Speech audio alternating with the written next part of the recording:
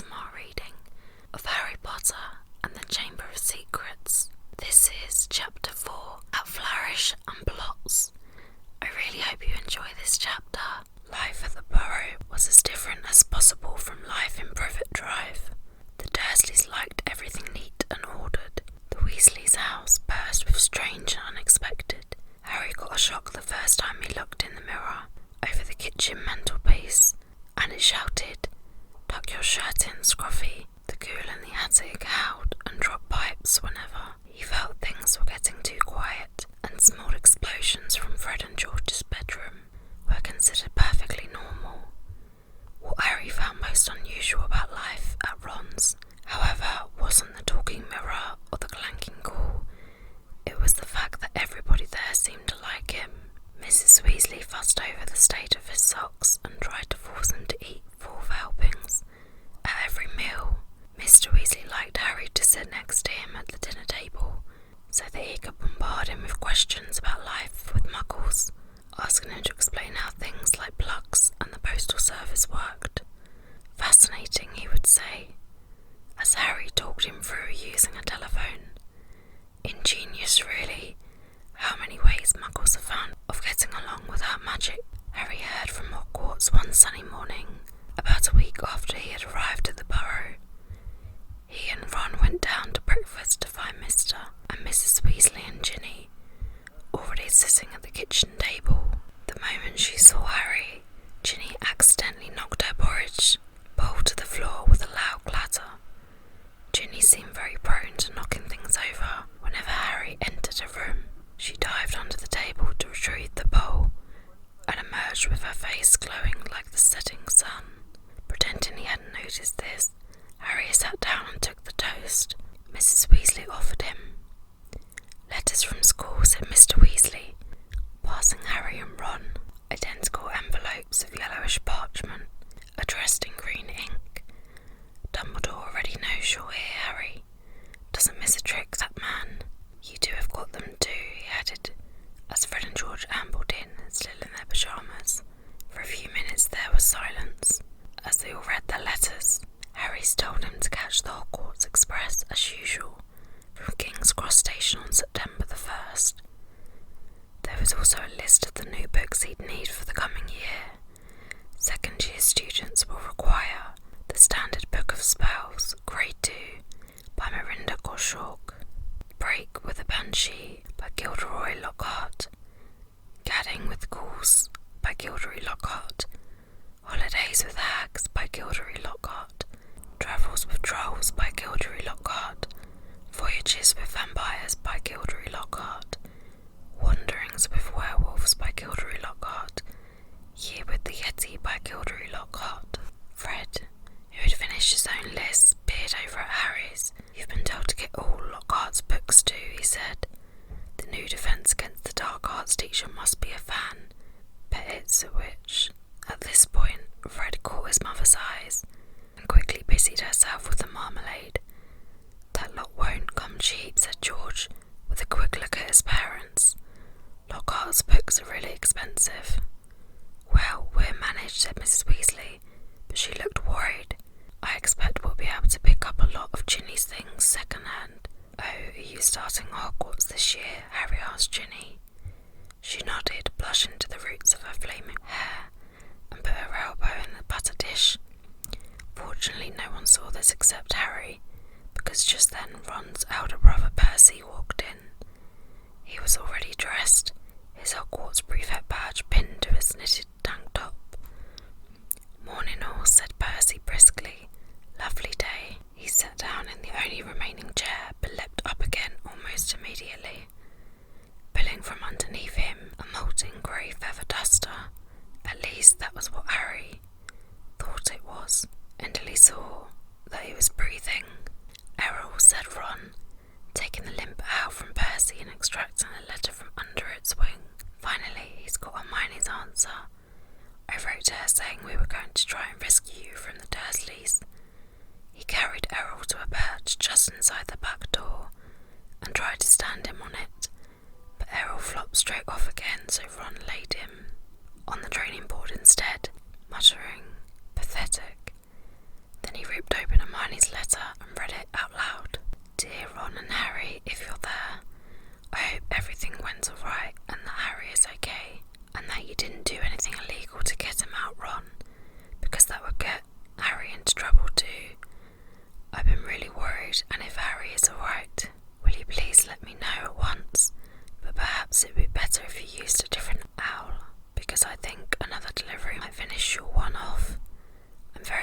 schoolwork, of course.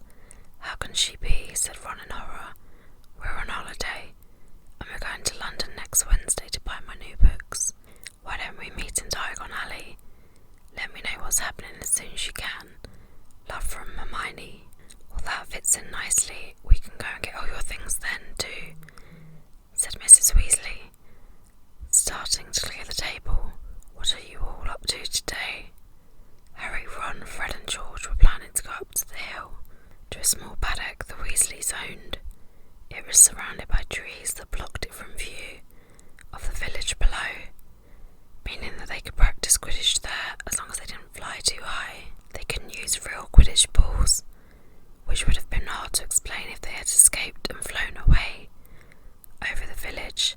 Instead, they threw apples for each other to catch.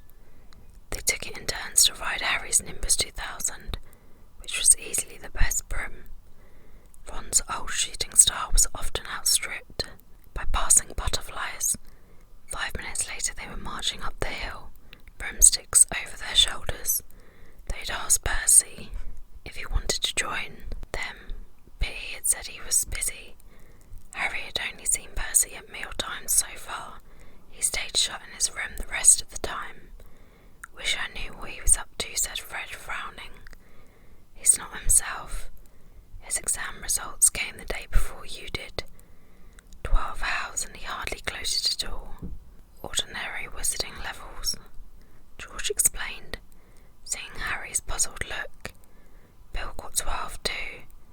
If we're not careful, we'll have another head boy in the family. I don't think I can stand the shame. Bill was the oldest Weasley brother. He and the next brother, Charlie, had already left Hogwarts. Harry had never met either of them, but knew that Charlie was in Romania, studying dragons, and Bill in Egypt, working from the Wizards' Bank, Gringotts. Don't know how Mum and Dad are going to afford all our school stuff this year, said George after a while. 5 sets of Lockhart books, and Ginny needs robes and a wand and everything. Harry said nothing. He felt a bit awkward. Stored in an underground vault at Gringotts in London was a small fortune that his parents had left him. Of course, it was only in the wizarding world that he had money. You couldn't use galleons, sickles and nuts in muggle shops. He had never mentioned his Gringotts bank account to the Dursleys. He didn't think their horror of anything connected with magic would stretch to a large pile of gold. Mrs. Weasley woke them all up early the following Wednesday. After a quick 6 bacon sandwiches each, they pulled on their coats, and Mrs. Weasley took a flower pot off the kitchen mantelpiece and peered inside. We're running low, Arthur, she sighed. We'll have to buy some more today. Ah, well, guess first. After you, Harry dear. And she offered him the flower pot. Harry stared at them all, watching him. What am I supposed to do? He stammered. He's never travelled by flow powder, said Ron suddenly. Sorry, Harry, I forgot. Never, said Mr. Weasley. How did you get to Diagon Alley to buy your school things last year? I went on the underground. Really, said Mr. Weasley eagerly. Were there escapators? How exactly? Not now, Arthur, said Mrs. Weasley. Flow's powders. A lot quicker, dear, but goodness me, if you've never used it before. He'll be all right, Mum, said Fred. Harry, watch us first. He took a pinch of glittering powder out of the flower pot, stepped up to the fire and threw the powder into the flames. With a roar, the fire turned emerald green and rose higher than Fred, who stepped right into it and shouted, Diagon Alley, and vanished. You must speak clearly, dear, Mrs. Weasley told Harry, as George dipped his hand into the flower pot. And mind you get out of the right grate. The right what? Said Harry nervously, as the fire roared and whipped George out of sight too. Well, there are an awful lot of wizard fires to choose from, you know, but as long as you've spoken clearly. He'll be fine, Molly, don't fuss, said Mr. Weasley, helping himself to flow powder too. But dear, if he got lost, how would we ever explain to his aunt and uncle? They wouldn't mind, Harry reassured her. Daddy would think it was a brilliant joke if I got lost up in the chimney. Don't worry about that. Well, alright, you go after Arthur, said Mrs. Weasley. Now, when you get into the fire, say where you're going, and keep your elbows tucked in, Ron advised. And your eyes shut, said Mrs. Weasley. The suit. Don't fidget, said Ron, or you might well fall out of the wrong fireplace. But don't panic and get out too early. Wait until you see Fred and George. Trying hard to bear all this in mind, Harry took a pinch of flow powder and walked to the edge of the fire. He took a deep breath and scattered the powder into the flames, and stepped forward. The fire felt like a warm breeze. He opened his mouth and immediately swallowed a lot of hot ash. Did I gone, Ali? He coughed. It felt as though he was being sucked down a giant black hole. He seemed to be spinning very fast. The roaring in his ears was deafening. He tried to keep his eyes open, but the whirl of green flames made him feel sick. Something hard knocked his elbow, and he tucked it in tightly, still spinning and spinning. Now it felt as though cold hands were slapping his face. Squinting through his glasses, he saw a blurred stream of fireplaces and snatched glimpses of the rooms beyond. His bacon sandwiches were churning inside him. He closed his eyes again, wishing it would stop, and then he fell face forward onto cold stone and felt his glasses shatter. Dizzy and bruised, covered in soot, he got gingerly to his feet, holding his broken glasses up to his eyes. He was quite alone, but where was he? He had no idea. All he could tell was that he was standing in the stone fireplace of what looked like a large, dimly lit wizard shop, but nothing in here was ever likely to be on a Hogwarts school list. A glass case nearby held a withered hand on a cushion, a blood-stained pack of cards and a staring glass eye. Evil-looking masks leered down from the walls. An assortment of human bones lay upon the counter, and rusty spiked instruments hung from the ceiling. Even worse, the dark, narrow street Harry could see through the dusty shop window was definitely not Diagon Alley. The sooner he got out of here, the better. No still stinging where it hit the earth. Harry made his way swiftly and silently towards the door, but before he got halfway towards it, two people appeared on the other side of the glass, and one of them was the very last person Harry wanted to meet when he was lost, covered in soot and wearing broken glasses. Draco Malfoy. Harry looked quickly around and spotted a large black cabinet to his left. He shot inside it and pulled the doors to, leaving a small crack to peer through.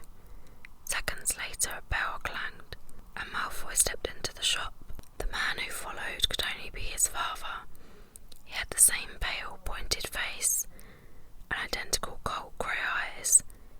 Mr. Malfoy crossed the shop, looking lazily at the items on display, and rang a bell on the counter before turning to his son and saying, "Touch nothing, Draco." Malfoy, who had reached for the glass eyes, said, "I thought you were going to buy me a present." "I said I would buy you a racing broom," said his father, drumming his fingers on the counter. "What's the good of that if I'm not in the house?" "Deem," said Malfoy, looking sulky and bad-tempered. "Harry Potter got a Nimbus 2000 last year. Special permission from Dumbledore so he could play for Gryffindor. He's not even that good. It's just because he's famous. Famous for having a stupid scar on his forehead." Malfoy bent down to examine a shelf full of skulls. "Everyone thinks he's so smart. Wonderful Potter, with a scar and his broomstick. You've told me this at least a dozen times already," said Mr. Malfoy, with a quelling look at his son. "And I would remind you that it is not prudent to appear less than fond of Harry Potter. Not when most of our kind regard him as the hero who made the Dark Lord disappear." "Ah, Mr. Borgin." A stopping man had appeared behind the counter, smoothing his greasy hair back from his face. "Mr. Malfoy, what a pleasure to see you again," said Mr. Borgin, in a voice as oily as his hair. delighted, and young Master Malfoy too, charmed. How may I be of assistance? I must show you just in today, and a very reasonably priced. I'm not buying today, Mr. Borgin, but selling, said Mr. Malfoy. Selling? The smile faded slightly from Mr. Borgin's face. You have heard, of course, that the Ministry is conducting more raids, said Mr. Malfoy, taking a roll of parchment from his inside pocket and unravelling it for Mr. Borgin to read. I have a few, items at home that might embarrass me if the Ministry were to call. Mr. Borgin fixed a pince nez to his nose and looked down the list. The Ministry wouldn't presume to trouble you, sir, surely? Mr. Malfoy's lip curled. I've not been visited yet. The name Malfoy still commands a certain respect, yet the Ministry grows ever more meddlesome. There are rumours about a new Muggle Protection Act. No doubt that flea-bitten, Muggle-loving fool Arthur Weasley is behind it. Harry felt a hot surge of anger, and as you see, certain of these poisons might make it appear. I understand, sir, of course, said Mr. Borgin. Let me see. Can I have that? Interrupted Draco, pointing at the withered hand on its cushion. Ah, the hand of glory, said Mr. Borgin, abandoning Malfoy's list and scurrying over to Draco. Insert a candle, and it gives light only to the holder. Best friend of thieves and plunderers. Your son has fine taste, sir. I hope my son amount to more than a thief and a plunderer, Borgin, said Mr. Malfoy coldly, and Mr. Borgin said quickly, No offence, sir, no offence meant. Though if his school marks don't pick up, said Mr. Malfoy, more coldly still, that may indeed be all he is fit for. It's not my fault, reported Draco. The teachers all have favourites. That Hermione Granger. I would have thought you'd be ashamed that a girl of no wizard family beat you in every exam, snapped Mr. Malfoy. Ah, said Harry under his breath, pleased to see Draco looking both ashamed and angry. It's the same all over, said Mr. Borgin, in his oily voice. Wizard blood is counting for less everywhere. Not with me, said Mr. Malfoy, his long nostrils flaring. No, sir, nor with me, sir, said Mr. Borgin with a deep bow. In that case, perhaps we can return to my list, said Mr. Malfoy shortly. I am in something of a hurry, Borgin. I have important business elsewhere today. They started to haggle. Harry watched nervously as Draco drew nearer and nearer to his hiding place, examining the objects for sale. He paused to examine a long coil of hangman's rope, and to read, smirking, the card propped on a magnificent necklace of opals. Caution, do not touch. Cursed has claimed the lives of 19 Muggle owners to date. Draco turned away and saw the cabinet right in front of him. He walked forward. He stretched out his hand for the handle. Done, said Mr. Malfoy at the counter. Come, Draco. Harry wiped his forehead on his sleeve as Draco turned away. Good day to you, Mr. Borgin. I'll accept you at the manor tomorrow to pick up the goods. The moment the door had closed, Mr. Borgin dropped his oily manner. Good day yourself, Mr. Malfoy. And if the stories are true, you haven't sold me half of what's hidden in your manor. Muttering darkly, Mr. Borgin disappeared into a back room. Harry waited for a minute, in case he came back, then quietly as he could slipped out of the cabinet, past the glass cases, and out of the shop door. Clutching his broken glasses to his face, he stared around. He had emerged into a dingy alleyway that seemed to be made up entirely of shops devoted to the dark arts. The one he just left, Borgin and Burgess, like the largest, but opposite was a nasty window display of shrunken heads, and 2 doors down, a large cage was alive with gigantic black spiders. 2 shabby-looking wizards were watching him from the shadow of a doorway. Muttering to each other, feeling jumpy, Harry set off, trying to hold his glasses on straight, and hoped against hope he'd be able to find a way out of there. An old wooden street sign hanging over a shop selling poisonous candles told him he was in no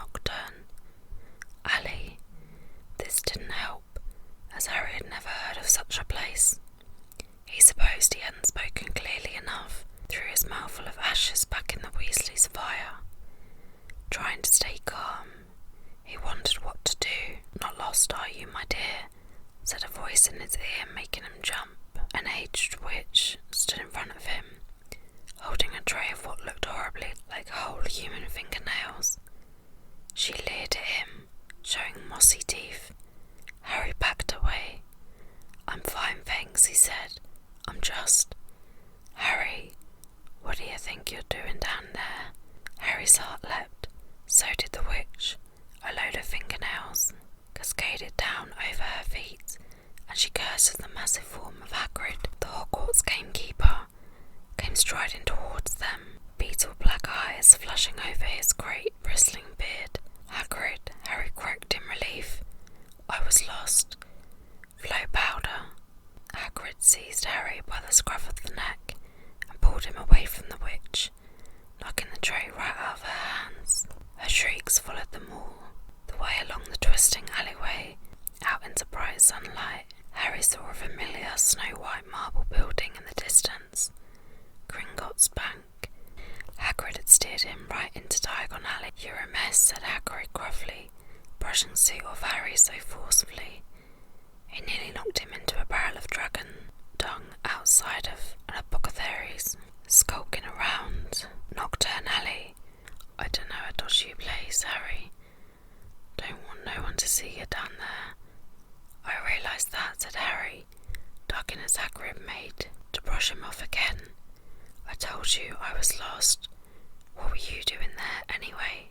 "I was looking for flesh-eating, slug-repellent," growled Hagrid. "They're ruining the school cabbages. You're not on your own." "I'm staying with the Weasleys, but we got separated," Harry explained. "I've got to go and find them." They set off together down the street. "How come you never wrote back to me?" said Hagrid, as Harry jogged alongside him. He had to take 3 steps to every stride of Hagrid's enormous boots. Harry explained all about Dobby and the Dursleys. "Ruddy muggles," growled Hagrid. "If I'd known." Harry, over here." Harry looked up and saw Hermione Granger standing at the top of the white flight of steps to Gringotts. She ran down to meet them, her bushy brown hair flying behind her. "What happened to your glasses?" "Hello, Hagrid. Oh, it's wonderful to see you two again. Are you coming into Gringotts, Harry?" "As soon as I found the Weasleys," said Harry. "You won't have long to wait," grinned Hagrid. Harry and Hermione looked around. Sprinting up the crowded street were Ron, Fred, George, Percy, and Mr. Weasley. "Harry," Mr. Weasley panted, "we hoped you'd only gone one grade too far."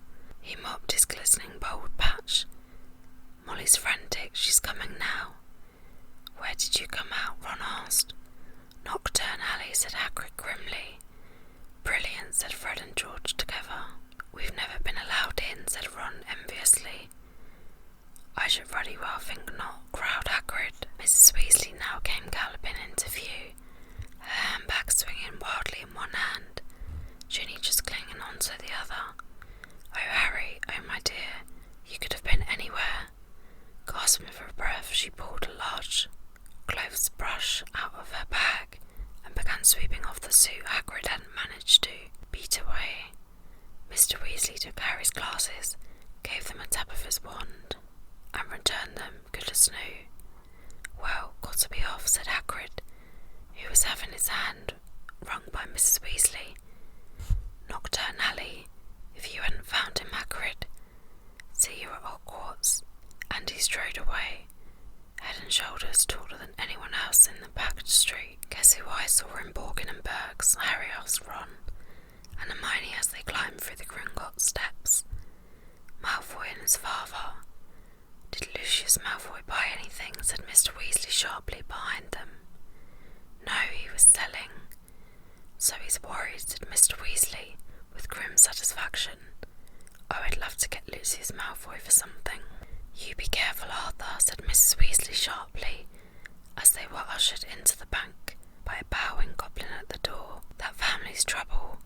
Don't go biting off more than you can chew." "So you don't think I'm a match for Lucius Malfoy?" said Mr. Weasley indignantly, but he was distracted almost at once by the sight of Hermione's parents, who were standing nervously at the counter that ran all along the great marble hall, waiting waiting for Hermione to introduce them. "But you're Muggles," said Mr. Weasley delightedly. "We must have a drink. What's that you've got there? Oh, you're changing Muggle money. Molly, look." He pointed excitedly at the £10 notes in Mr. Granger's hand. "Meet you back here," Ron said to Hermione, as the Weasleys and Harry were led off to the underground vaults by another Gringotts goblin. The vaults were reached by means of small goblin-driven carts sped along miniature train tracks through the bank's underground tunnels.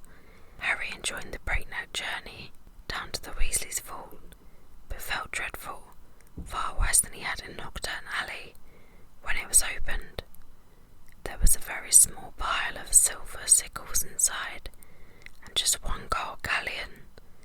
Mrs. Weasley fell right into the corners before sweeping the whole lot into her bag. Harry felt even worse when they reached his vault. He tried to block the contents from view as he hastily shoved handfuls of coins into a leather bag. Back outside on the marble steps, they all separated. Percy muttered vaguely about needing a new quill. Fred and George had spotted their friend from Hogwarts, Lee Jordan. Mrs. Weasley and Ginny were going to a second-hand robe shop. Mr. Weasley was insisting on taking the Grangers off to the Leaky Cauldron for a drink. "We'll all meet at Flourish and Blotts in an hour to buy your school books," said Mrs. Weasley, setting off with Ginny. And not one step down Knockturn Alley, she shouted at the twins, retreating backs. Harry, Ron and Hermione strolled off along the winding cobbled street, the bag of gold, silver and bronze jangling cheerfully in Harry's pocket was clamouring to be spent, so he bought 3 large strawberry and peanut butter ice creams, which they slurped happily as they wandered up the alley. Ron gazed longingly at a full set of Chudley cannon robes in the windows of quality Quidditch supplies until Hermione dragged them off to buy ink and parchment. Next door, in Campbell and Japes' Wizard and Joke shop, they met Fred and George, Lee Jordan, who was stocking up on Dr.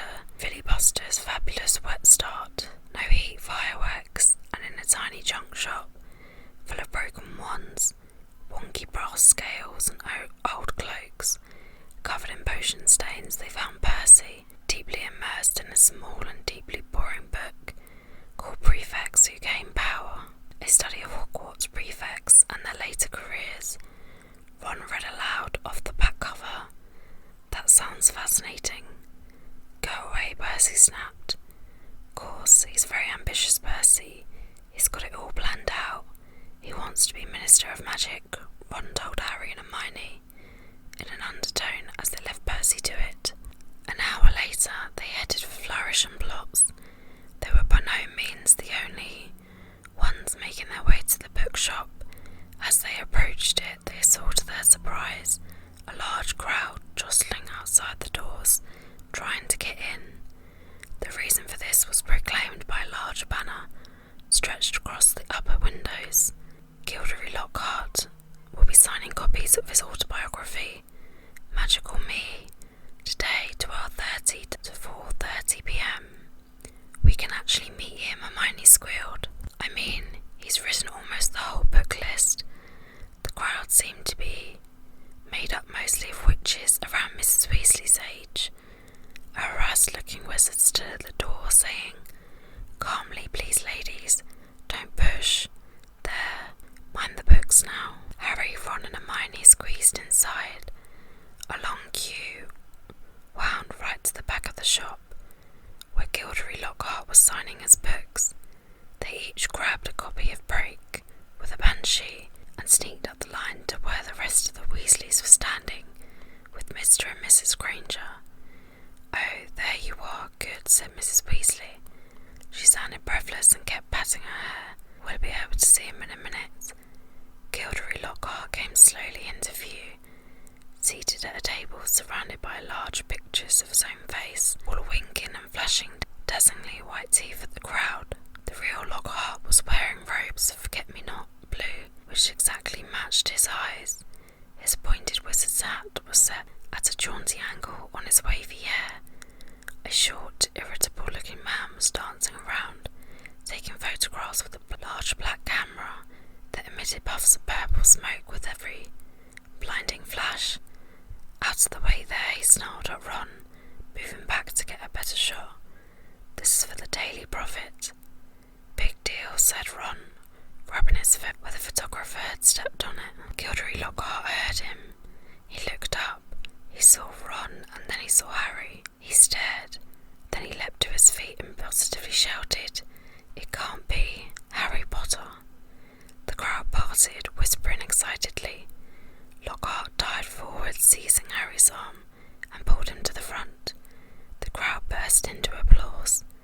Harry's face burned as Lockhart shook his hand for the photographer, who was clicking away madly, wafting thick smoke over the Weasleys. "Nice big smile, Harry," said Lockhart, through his own gleaming teeth. "Together you and I are worth the front page." When he finally let go of Harry's hand, Harry could hardly feel his fingers. He tried to sidle back over to the Weasleys, but Lockhart threw an arm around his shoulders and clamped him tightly to his side. "Ladies and gentlemen," he said loudly, waving for quiet. "What an extraordinary moment this is. The perfect moment for me to make a little announcement I've been sitting on for some time. When young Harry here stepped into Flourish and Blots today, he only wanted to buy my autobiography, which I shall be happy to present him now, free of charge." The crowd applauded again. "He had no idea," Lockhart continued, giving Harry a little shake that made his glasses slip to the end of his nose, "that he would shortly be getting much, much more than my book. Magical Me. He and his schoolfellows will, in fact, be getting the real Magic Me. Yes, ladies and gentlemen, I have great pleasure and pride in announcing that this September I'll be taking up the post of Defence Against the Dark Arts teacher at Hogwarts School of Witchcraft and Wizardry." The crowd cheered and clapped, and Harry found himself being presented with the entire works of Gilderoy and Lockhart. Staggering slightly under their weight, he managed to make his way out of the limelight to the edge of the room, where Ginny was standing next to her cauldron. "You have these," Harry mumbled to her, dipping the books into the cauldron. "I'll buy my own." "Bet you loved that, didn't you, Potter?" said a voice Harry had no trouble recognising. He straightened up and found himself face to face with Draco Malfoy, who was wearing his usual sneer. "Famous Harry Potter," said Malfoy. "Can't even go into a bookshop without making the front page." "Leave him alone. He didn't want all that," said Ginny. It was the first time she had spoken in front of Harry. She was glaring at Malfoy. "Potter, you've got yourself a girlfriend," drawled Malfoy. Ginny went scarlet as Ron and Hermione fought their way over, both clutching stacks of Lockhart's books. "Oh, it's you," said Ron, looking at Malfoy as if he was something unpleasant on the sole of his shoe. "Bet you're surprised to see Harry here, eh?" "Not as surprised as I am to see you in a shop, Weasley," retorted Malfoy. "I suppose your parents will go hungry for a month to pay for that lot." Ron went as red as Ginny. He dropped his books into the cauldron too and started towards Malfoy, but Harry and Hermione grabbed the back of his jacket. "Ron," said Mr. Weasley, struggling over with Fred and George. What are you doing?" "It's mad in here, let's go outside." Well, Arthur Weasley. It was Mr. Malfoy. He stood with his hand on Draco's shoulders, sneering in just the same way. "Lucius," said Mr. Weasley, nodding coldly. "Busy time at the Ministry, I hear," said Mr. Malfoy. "All those raids. I hope they're paying you overtime." He reached into Ginny's cauldron and extracted from amidst the glossy Lockhart books a very old, very battered copy of A Beginner's Guide to Transfiguration. "Obviously not," he said. "Dear me, what's the use of being a disgrace to the name of a wizard if they don't even pay you well for it?" Mr. Weasley flushed darker than either Ron or Ginny.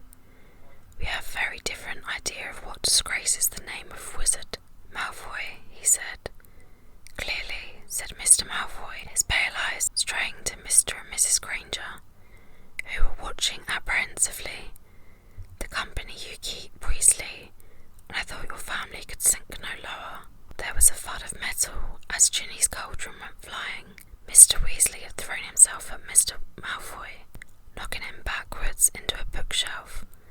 Dozens of heavy spell books came thundering down on all of their heads. There was a yell of "Get in, Dad," from Fred or George. Mrs. Weasley was shrieking, "No, Arthur, no." The crowd stammered backwards, knocking more shelves over. "Gentlemen, please, please," cried the assistant. And then louder than all, "Break it up, there. Gents, break it up." Hagrid was wading towards them through the sea of books. In an instant he pulled Mr. Weasley and Mr. Malfoy apart. Mr. Weasley had a cut lip, and Mr. Malfoy had been hit in the eye by an encyclopedia of toadstools. He was still holding Ginny's old Transfiguration book. He thrust it at her, his eyes glittering with malice. "Here, girl, take your book. It's the best your father can give you." Pulling himself out of Hagrid's crib, he beckoned to Draco and swept from the shop. "You should have ignored him, Arthur," said Hagrid, almost lifting Mr. Weasley off his feet as he straightened his robes. "Rotten to the core, the whole family. Everyone knows that. No Malfoy's worth listening to. Bad blood, that's what it is. Come on now, let's get out of here." The assistant looked as though he wanted to stop them leaving, but he barely came up to Hagrid's waist and seemed to think better of it. They hurried up the street, the Granger shaking with fright and Mrs. Weasley beside herself with fury. "A fine example to set your children, brawling in public. What Gilderoy Lockhart must have thought." "He was pleased," said Fred. "Didn't you hear him as we were leaving? He was asking that bloke from the Daily Prophet if he'd be able to work the fight into his report. Said it was all publicity, but it was a subdued group who headed back to the fireside in the leaky cauldron where Harry, the Weasleys, and all their shopping would be travelling back to the Burrow using flow powder. They said goodbye to the Grangers, who were leaving the pub for the Muggle Street on the other side. Mr. Weasley started to ask them how bus stops worked, but stopped quickly at the look on Mrs. Weasley's face. Harry took off his glasses and put them safely in his pocket before helping himself to flow powder. It definitely wasn't his favourite way to travel. Okay guys, so that was chapter 4 of Harry Potter and the Chamber of Secrets. I really hope you enjoyed, and if you did, don't forget to give me a big thumbs up and subscribe down below for more videos like this. And I hope to see you in my next one. Bye guys, bye.